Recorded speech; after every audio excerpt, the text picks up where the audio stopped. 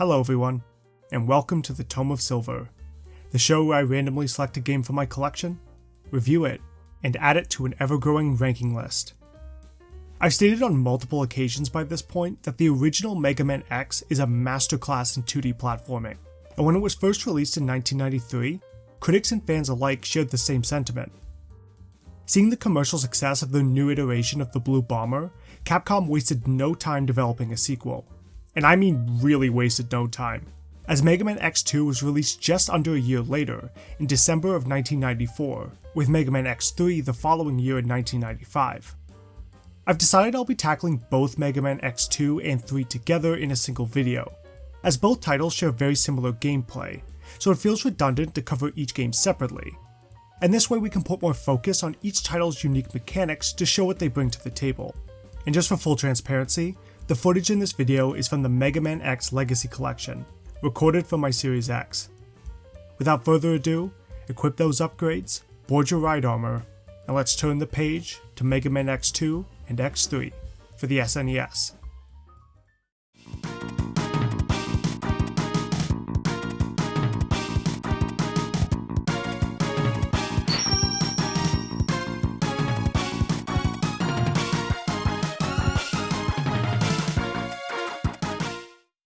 It's been 6 months since the defeat of Sigma, and since X's friend and mentor, Zero, sacrificed himself to give X a fighting chance against Vile.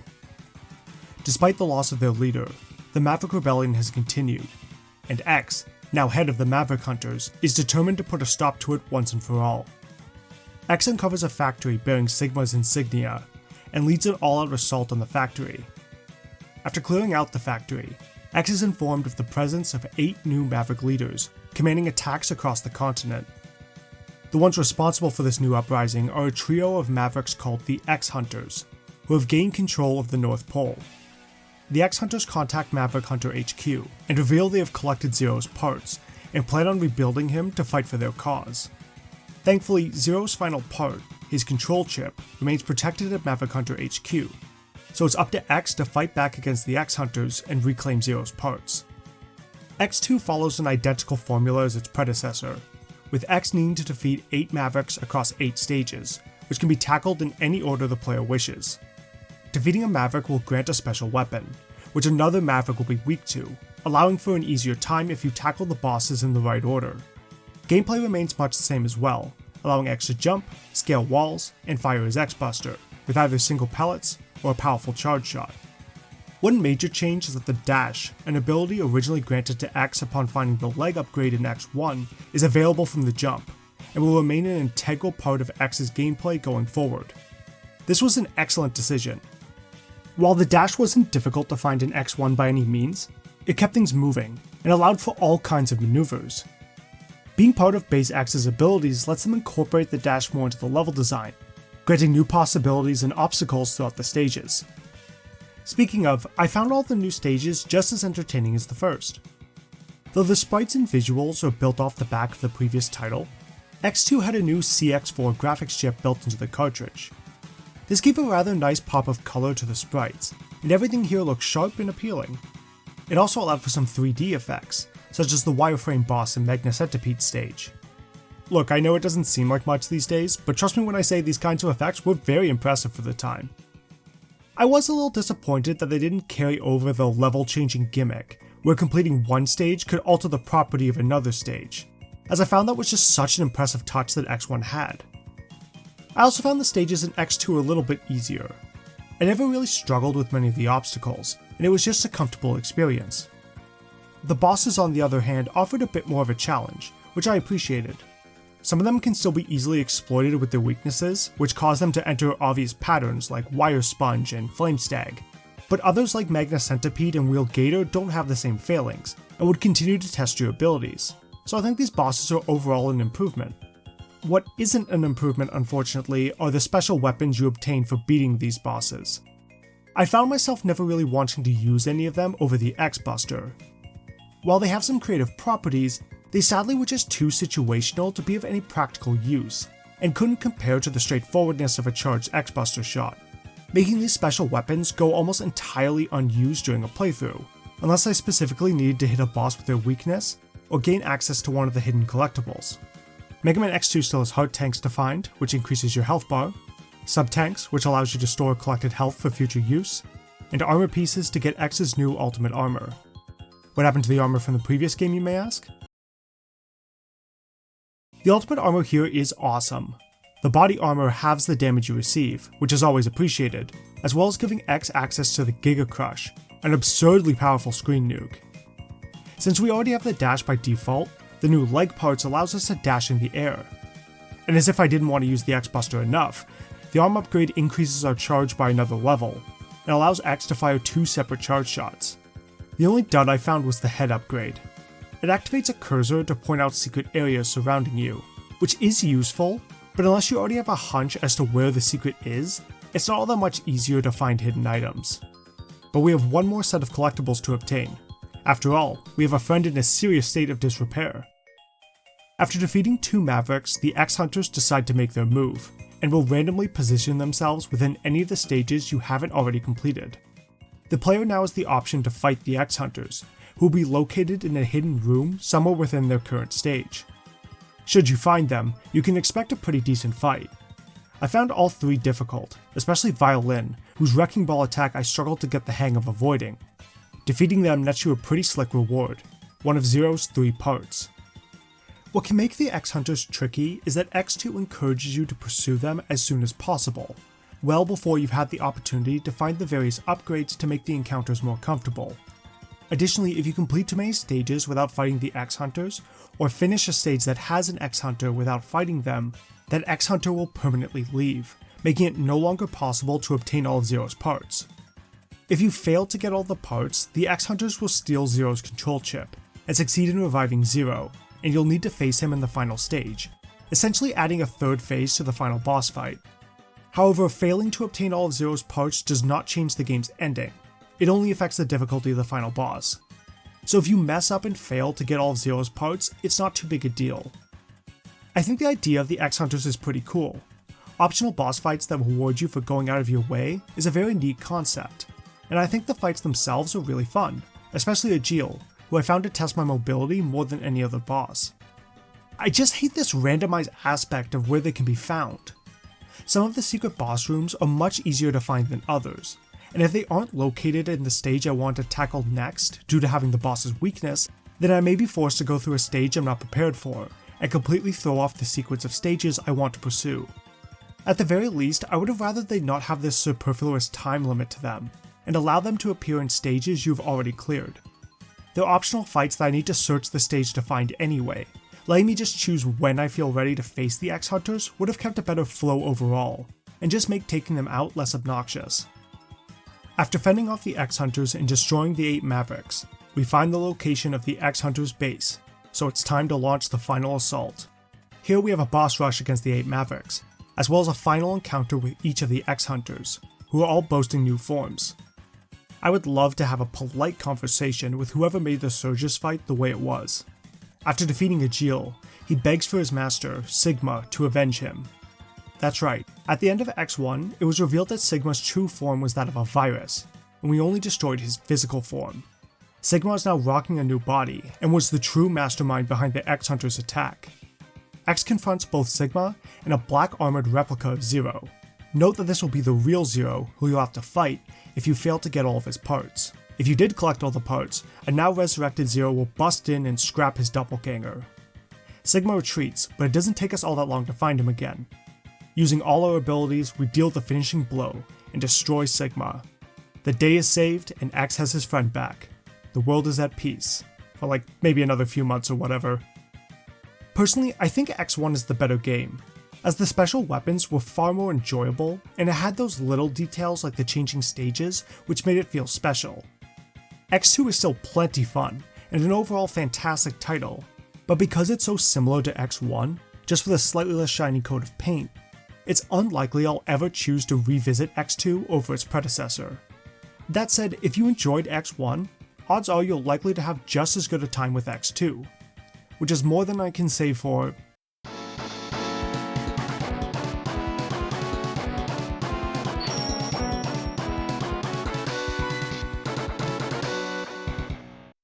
Sometime after the defeat of Sigma and the X-Hunters, X and Zero have been carrying on their fight against the ever-continuing Maverick threat. However, Maverick activity has started to decline, thanks to the efforts of a Reploid called Dr. Doppler, a scientist who has found a way to neutralize the irregular behavior that turns Reploids into Mavericks. Dr. Doppler created a place called Doppeltown, a place meant to be a utopia without Maverick attacks. For a while, it seemed that peace was finally within reach. This peace is unfortunately short-lived, as soon Reploids living in Doppeltown start turning into Mavericks and resume their mayhem, resulting in even Maverick Hunter headquarters being attacked, with all evidence pointing to Dr. Doppler himself being the one responsible. X and Zero are dispatched to defend HQ, and we are placed in the opening stage. Not long after starting the level, X meets up with a fellow hunter, Mac, who reveals he has gone Maverick and neutralizes X. With X immobilized and taken away, I guess that's it. Is that all there is in... Oh! Zero! I get to play Zero in this game? Well, kinda, and we'll get into that later. As Zero, we manage to free X and drive off the invasion. We see that Dr. Doppler is indeed the one behind the attacks, and he sends his enforcers Bit and Byte to capture X, alongside a resurrected and revenge-fueled Vile, now donning a blue color scheme and a menacing red eye. As Bit, Byte, and Vile head out, Dr. Doppler comments to himself that he can't believe that X has defeated his master twice. Gee, I wonder who that could be. We all know the deal by now. We got 8 new Mavericks to destroy and more collectibles to find. It's the identical X formula we've become familiar with. It looks the same and it controls the same. As long as the core is solid like X1 and X2, we're in for an excellent experience. Sadly, I don't think that is the case. First off, I think the level design has taken a rather sharp decline. Enemy placement in X3 is obnoxious, and the actual design of the enemies are equally as tedious. Sometimes they hit you like a truck and erase a third of your health, have attacks that block your shots, or literally only serve to halt your progress. X3 consists almost entirely of enemies that just have no desire to fight. X3 also has some wonky choice in checkpoints, often forcing you to repeat mini-bosses you already fought after losing a life later in the stage. And my god does this game love its mini-bosses, none of which were all that fun to fight. Least of all this Digger mini-boss that just requires you to jump over the drill, shoot its head, and keep looping those two things until it's destroyed. In the previous games, everything felt perfectly comfortable, with collectibles being there to give you an extra edge if you need it, but collecting everything never felt necessary. In X3, oh, you better make sure you're collecting everything as soon as possible, or else you're in for a miserable, frustrating time, and nothing demonstrates that more than the new side bosses. Just like the X-Hunters, as you progress through a few Mavericks, you'll have the opportunity to fight Bit, Byte, and Vile throughout the stages, but the way they're handled here is just so much worse. At least Bit and Byte are. Unlike the X-Hunters, you don't need to find any hidden boss rooms to fight these two. Instead, each stage has a boss room that you'll have to walk through to progress, and there's a chance that one of these two will pop in and force a fight. My encounter with Bit frustrated me. I truly didn't feel like I was ready for him, and wanted to do a few more stages to get a couple more upgrades before trying to fight him. But Bit appeared in the stage that I had the boss weakness for, and no matter how many game overs I got, he stayed there, essentially acting as a brick wall for that stage. So either I just brute force my way through Bit anyway, because I can't reach the boss without first defeating him, or I need to do the stages out of order, which is not the way I want to play the game. Beating Bit and Byte with the special weapons they're weak to will permanently destroy them, which will change the boss you fight during the final stages. That's a cool idea, and if they were hidden away like the X-Hunters, that would have been a great incentive to try and track them down. And the worst part is that's exactly how Vile works. Vile doesn't show up in the middle of a level. To reach him, you need to find a teleporter hidden throughout the different stages. And just like Bit and Byte, if you defeat Vile with his weakness, you'll avoid a tougher fight with him during the endgame. Vile is handled pretty much perfectly, giving you a reason to want to find him, but not making it mandatory, so why weren't Bit and Byte handled the same way? Funnily enough, Vile is usually the one of the three that I don't hit with his weakness, because it feels too anticlimactic. Here we have a ghost from X's past declaring his revenge, and then we find him hidden away and that's it for Vile's big return. I prefer to fight him and have him retreat, and have the second encounter act as the final battle against him. It just feels more appropriate. If the game is too challenging, perhaps we can have our old pal Zero lend a hand. When we played as him during the opening stage, his health bar was massive compared to X, so maybe that will give us the edge we need. At any point during the stage, we can switch out X for Zero. Zero doesn't get special weapons, but he does have his Z Buster for long range attacks and his Z Saber for when things get up close and personal. This is a really cool idea on paper. In execution, it kinda sucks. Zero can't be used in any boss fights, and will immediately switch back to X upon hitting a boss door. This also includes mini boss doors, and once Zero switches out, you can't switch him back in, essentially meaning Zero is only usable for 1/3 of the total level. That's lame, but not terrible, as those brief moments of being Zero can still be refreshing breaks from X. However, should Zero die at any point, he will no longer be selectable for the remainder of the game. Mistime a jump and fall into a bottomless pit? Hope you enjoyed your time as Zero, because unless you reset, you'll never get to play as him again. This basically motivated me to never want to touch Zero. Kinda like those really powerful items in an RPG you hoard until the final boss, yet still never use because you might need it later. I never switched to Zero because I never wanted to permanently lose him, basically making this whole idea go unused and forgotten in my playthrough. As always, we have more upgrades to find. Some are standard fare, such as the heart tanks, sub-tanks, and pieces for a third ultimate armor. How many different armors did you make, Dr. Light? That's a good question. Armor pieces here are pretty good. The headpiece shows you uncollected items scattered throughout the stage. The body upgrade makes you take half damage, making it an essential pickup. And the leg piece not only lets you dash in the air, but also lets you dash upward. That's a pretty nifty addition, and really helped with some platforming sections. The only one I didn't think was all that special were the arm parts, which gives you a stronger charge shot like before, but this time instead of giving you two, it'll fuse them into one big shot that looks cool, but the pause before firing was too long, and I much prefer just having two charge shots. As for new upgrades, X3 introduces ride armors. Ride armors were always usable during certain sections in previous games, but X3 takes it a step further, allowing you to find a variety of ride armors that you can equip at these stations. I like the variety on display here. You have one that hits hard, one that works best underwater, and one that can even hover for a short while. Here are the problems though. First, you can't use any of the ride armors you find until you specifically get the Chimera armor, which is in Blast Hornet's stage. A, the game doesn't tell you about this, and B, this is usually the last stage I go to. Being in a usual playthrough of X3, I'm not using ride armors until the end game. Not that it matters anyways, because when you do get to use the ride armors, the level design is just not built for them, usually blocking your ability to progress with the armor within a minute of getting it. That feels so pointless that their only real use is to get additional upgrades, which is just an unnecessary addition to what worked in the previous game. What does add something to the experience is the second new type of upgrades, energy chips. There are 4 energy chips total hidden around the 8 levels, which corresponds to a particular part of the ultimate armor, and grants a handful of really helpful bonuses. For example, the leg chip lets you dash twice in midair, and the body chip reduces the half damage you're taking even further to a cool 25%, which was a godsend. You can only equip one chip at a time, which is understandable due to how good they each are. But if you're patient and avoid picking up any of the energy chips, then you can find a secret capsule in the first Doppler stage in the endgame, which gives X this snazzy looking gold armor.